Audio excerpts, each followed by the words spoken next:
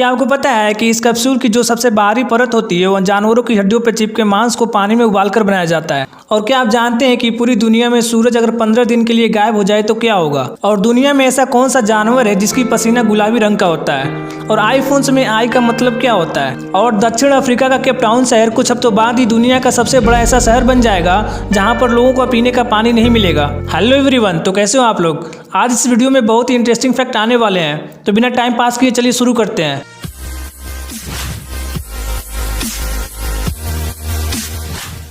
Fact number 10, दुनिया का कोई ऐसा देश नहीं है जहां महिलाएं लिपस्टिक ना लगाती हो। पर क्या आपको पता है कि दुनिया की सबसे महंगी लिपस्टिक की कीमत क्या है? अगर नहीं तो चलिए हम आपको बताते हैं। दुनिया की सबसे महंगी लिपस्टिक गुएरलैंड की एक्सक्लूसिव किस किस गोल्ड और डायमंड लिपस्टिक है, जिसकी कीमत लगभग $62,000 यानी 42,61,570 रुपये है। आपको बता दें कि गुएरलैंड की कंपनी ने इसे बनाने के लिए 199 हीरे और 110 ग्राम सोने का इस्तेमाल किया है, जिस वजह से इसकी कीमत इतनी महंगी है। और आपको ये जानकर काफ़ी हैरानी होगी कि अमेरिका में 75% महिलाएं एक साल में अपने वजन के बराबर लिपस्टिक लगा लेती हैं। कहने का मतलब ये है कि अमेरिका में यदि कोई महिला 50 किलो की है तो एक साल में वो 50 किलो लिपस्टिक का इस्तेमाल कर लेती है। फैक्ट नंबर 9, अगर सूरज की रोशनी पूरी दुनिया में अगर 15 दिन तक न मिले तो क्या होगा? तो देखो, सूरज ही एकमात्र ऐसी चीज है जो अपनी गुरुत्वाकर्षण बल की मदद से धरती को अपनी चारों तरफ घुमाता रहता है, और इसी ग्रेविटी के चलते हमारे गैलेक्सी के सारे प्लैनेट्स एक नियमित दिशा में चलते रहते हैं।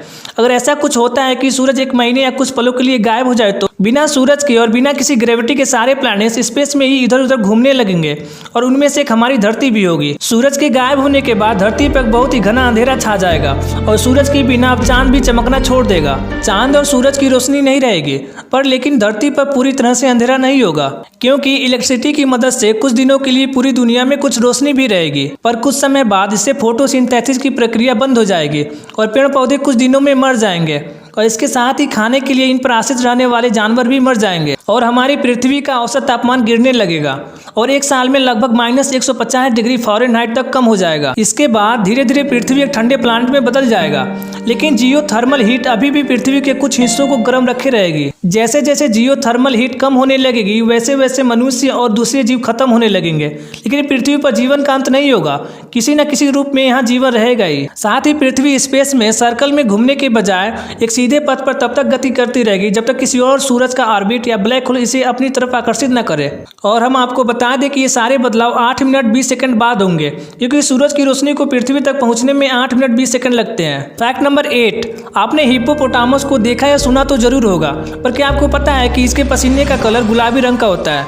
दरअसल हिप्पो की चमड़ी के नीचे चर्बी की एक मोटी परत होती है जो चमड़ी पर मौजूद रंध्रों से गुलाबी रंग के लिक्विड के रूप में टच होती रहती है, जिस वजह से इसका पसीना गुलाबी रंग का हो जाता है। इतना ही नहीं, हिप्पोपोटामस की दूध का रंग भी गुलाबी रंग का होता है। पर सबसे अमेजिंग फैक्ट ये है कि इनकी दूध इनके शरीर में सफ़ेद रंग का ही बनता है। बस इनकी स्किन में श्वेत ग्रंथियां नहीं पाई जाती हैं, बल्कि इनकी जगह पर म्यूकस ग्रंथि पाई जाती है, जिनसे एक गुलाबी रंग का लिक्विड निकलता रहता है जो दूध का रंग गुलाबी कर देता है। फैक्ट नंबर 7, क्या आपको पता है कि इस कैप्सूल की जो सबसे बाहरी परत होती है वो नॉनवेज से बनी होती है?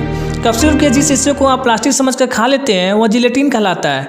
वैसे तो सभी तरह के कैप्सूल के पैकेट या डिब्बे पर उसमें मौजूद मेडिसिन कंटेंट की जानकारी दी होती है, लेकिन ज़्यादातर मामलों में कंपनियां आपको ये नहीं बताती कि कैप्सूल कवर जिलेटिन से बना है। आपकी जानकारी के लिए बता दें कि जिलेटिन जानवरों की हड्डियों या फिर हड्डियों पर चिपकी स्किन को उबालकर निकाला जाता है। उस स्किन को निकालने के बाद उसे चमकदार और लचीला बनाया जाता है, जिसकी कोटिंग बाद में कैप्सूल पर कर दी जाती है। कई शाकाहारी लोग जो इन कैप्सूल का सच जानते हैं वे बीमारी होने के बावजूद भी इन जैसे कैप्सूल को लेने से मना कर देते हैं। इन्हीं समस्याओं को दूर करने के लिए कुछ कंपनियां सेलुलोज का इस्तेमाल कर रही हैं। दरअसल सेलुलोज उसे कहा जाता है जो कैप्सूल कवर पौधों की छालों या उनसे निकलने वाले रस से बनाया जाता है। और आपको बता दें कि सॉफ्ट जेल कैप्सूल का कवर खाने वाले तेल के साथ केमिकल रिएक्शन करके बनाए जाते हैं, जो पूरी तरह से वेज होते हैं। पर ज्यादातर कंपनियां सेलुलोज की जगह जिलेटिन का इस्तेमाल कर रही हैं, जो पूरी तरह से नॉन वेज होता है। फैक्ट नंबर 6, क्या आपको पता है कि एटीएम कार्ड में 3 या 4 डिजिट के CVV नंबर क्यों दिए जाते हैं और इनका मतलब क्या होता है?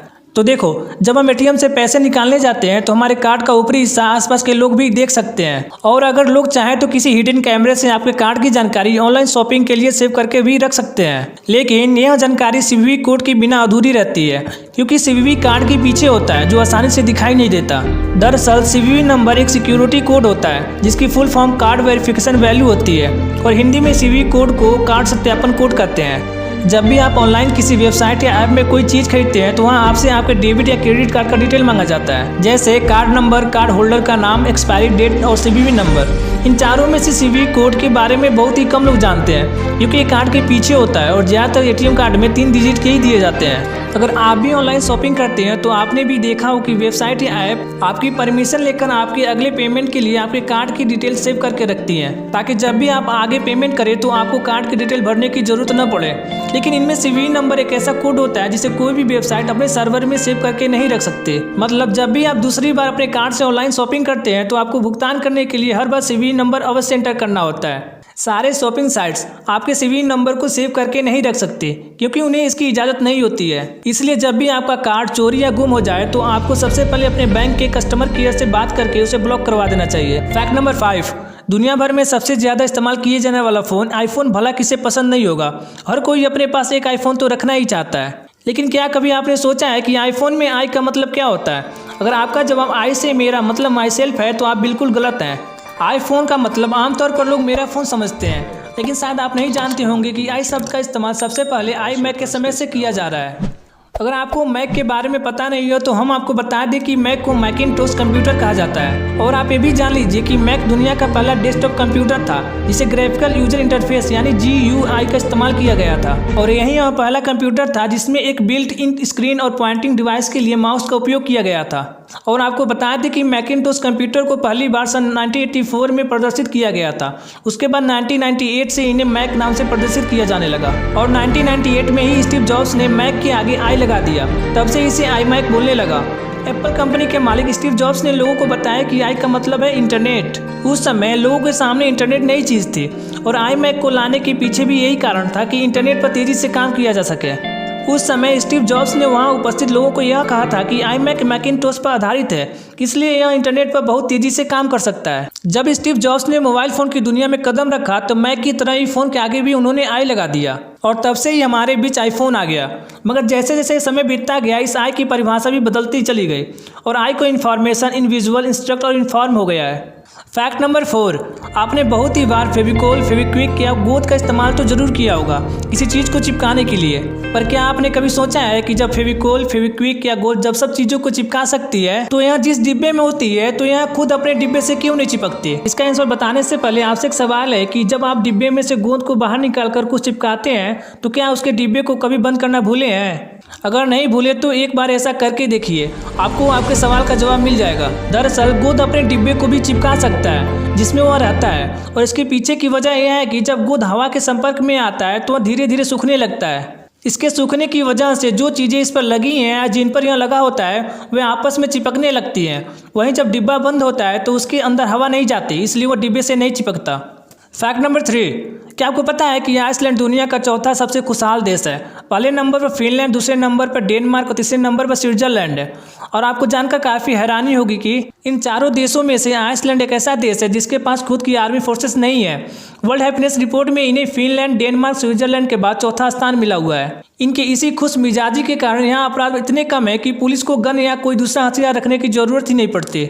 और आपके जानकारी के लिए बता दें कि आइसलैंड दुनिया का दूसरा सबसे एजुकेटेड कंट्री होने के बावजूद भी यहाँ के लोग अजीब परंपराओं को मानते हैं, क्योंकि आइसलैंडर जादुई बनों में विश्वास रखते हैं। इनका मानना है कि जादुई बने यानी मैजिकल मिडगेट्स पथरीले क्षेत्रों में रहते हैं और कोई इनके घर को नुकसान पहुँचाएगा तो उसका विनाश हो जाएगा। हालांकि इस बात में कितनी सच्चाई है अब तक साबित नहीं हो पाया है। और आपको बता दें कि जून और जुलाई 2 ऐसे महीने हैं जहाँ आइसलैंड के आसमान में सूर्य 2 महीनों तक लगातार नहीं डूबता, यानी कि 2 महीनों तक लगातार रात नहीं होती। और फ्रांस के बाद आइसलैंड ऐसा दूसरा देश है जहां पर मच्छर नहीं पाए जाते और आपको आइसलैंड में कहीं भी जंगल और मैकडॉनल्ड के रेस्टोरेंट नजर नहीं आएंगे। फैक्ट नंबर 2, आजकल के स्मार्टफोन हमारे स्वास्थ्य के लिए काफ़ी हानिकारक साबित हो रहे हैं। ये बात आप सभी जानते हैं कि स्मार्टफोन में से जो तरंगें निकलती हैं वो हमारे शरीर के लिए काफ़ी हानिकारक होती हैं। स्मार्टफोन से निकलने वाली जिस खतरनाक रेडिएशन की लोग बात करते हैं वो खतरनाक रेडिएशन असल में रेडियो वेव्स हैं और ये रेडियो वेव्स हमेशा से ही हमारे आसपास मौजूद रही हैं और रहती हैं। ऐसा नहीं है कि ये स्मार्टफोन के आने के बाद से ही रेडिएशन हमारे आसपास आया है, बल्कि इंसान जब से धरती पर आया तब से ये तरंगे हमारे आसपास रहती हैं। आप सोच रहे हो कि मैं रेडिएशन और रेडियो वेव्स की बातें क्यों कर रहा हूँ? दरअसल लोगों के दिमाग में एक डर सा बैठ गया है कि मोबाइल फोन से बहुत ही खतरनाक रेडिएशन निकलती है जो कैंसर जैसी बीमारियों को पैदा करती है और आजकल जो पक्षियाँ विलुप्त हो रही हैं उनकी वजह यह रेडिएशन है। तो आपकी जानकारी के लिए बता दें कि स्मार्टफोन और रेडियो में एक ही प्रकार की वेव्स होती हैं। तो अगर स्मार्टफोन की रेडिएशन से खतरनाक बीमारियां पैदा होती हैं तो रेडियो वेव से क्यों नहीं होती। इसके अलावा कई वैज्ञानिकों का यह भी मानना है कि तरंगे तो सौरमंडल से भी आती हैं, तो इन वेव से बीमारियां क्यों नहीं पैदा होती हैं। इसके अलावा अगर आप मानव इतिहास को खंगालेंगे तो आपको पता चलेगा कि आज तक एक भी ऐसी मौत सामने नहीं आई है जो इन रेडियो वेव से हुई हो। इतना ही नहीं, पक्षियों की मौत भी इस रेडियो वेव्स और रेडिएशन के कारण हो रही है, कहना भी एकदम गलत है। दरअसल पक्षी इसलिए मोबाइल टावर या किसी और टावर पर अपना घोंसला नहीं बनाते हैं क्योंकि टावर की बनावट ना तो पेड़ की तरह होती है और न ही किसी चट्टानों की दरारों की तरह। टावर तो पक्षियों को आंधी तूफान से बचा भी नहीं सकता और न ही तेज बारिश या दूसरी परेशानियों से। और दूसरा रीज़न ये है कि टावर मेटल के बनाए जाते हैं, इसलिए उनमें कंपन बहुत तेज होता है जो लगातार होता रहता है, जो पक्षियों को कभी पसंद नहीं आता है। और रही बात उनकी विलुप्त होने की, तो उनका कारण है हमारा क्लाइमेट चेंज और पानी की कमी। तो अब आप समझ चुके होंगे कि आज जो स्मार्टफोन आप इस्तेमाल कर रहे हैं वो एकदम ठीक है, उससे आपको कोई हानि नहीं होगी, लेकिन फिर भी सावधानी बरतना आपका काम है और हमारा बताना। फैक्ट नंबर 1 से पहले अगर आप इस चैनल पर नए हैं तो हमारे चैनल को सब्सक्राइब करके इस बेल आइकन को भी दबा दीजिए ताकि जब भी ऐसी वीडियो लेकर आऊँ तो आपको इसकी नोटिफिकेशन मिल सके। फैक्ट नंबर 1, क्या आपको पता है कि दक्षिण अफ्रीका का केपटाउन शहर जल्द ही आधुनिक दुनिया का पहला ऐसा बड़ा शहर बनने जा रहा है जहां पीने के पानी की भारी कमी होने वाली है। आने वाले कुछ सप्ताहों में यहां रहने वाले लोगों को पीने का पानी नहीं मिलेगा। लेकिन हम आपको बता दें कि दक्षिण अफ्रीका का ये सूखाग्रस्त शहर इस तरह की समस्या का सामना करने वाला पहला शहर नहीं है। कई वैज्ञानिक पहले से इस पानी के संकट के बारे में चेतावनी देते आ रहे थे, पर वहाँ के लोग इस बात को समझ नहीं पाए। हालांकि ये बात बिल्कुल सच है कि धरती की सतह पर 70% हिस्से में पानी भरा हुआ है, लेकिन यह समुद्री पानी है जो खारा है। दक्षिण अफ्रीका का शहर केप टाउन में पिछले 3 सालों से बारिश नहीं हुई है, जिसके चलते लोग 0 डे मना रहे हैं, जिसका मतलब है कि एक दिन ऐसा दिन आएगा जब पानी पूरी तरह से खत्म हो जाएगा। आपको बता दें कि पूरी दुनिया में पीने लायक पानी 3% से भी कम है, जो जीवन के लिए पर्याप्त नहीं है। और आपके जानकारी के लिए यह भी बता दें कि पूरी दुनिया में सिर्फ एक इंसान ही केवल एक दिन में ही 0 से 45 लीटर के बीच पीने लायक पानी को वेस्ट कर देता है, और हम सारे मिलके एक दिन में ही 135 मिलियन लीटर से भी ज़्यादा पानी को वेस्ट कर देते हैं। हमारी वजह से पूरी दुनिया में 100 करोड़ से अधिक लोगों को पीने का साफ पानी उपलब्ध नहीं है और 270 करोड़ लोगों को साल में 1 महीने पीने का पानी नहीं मिलता।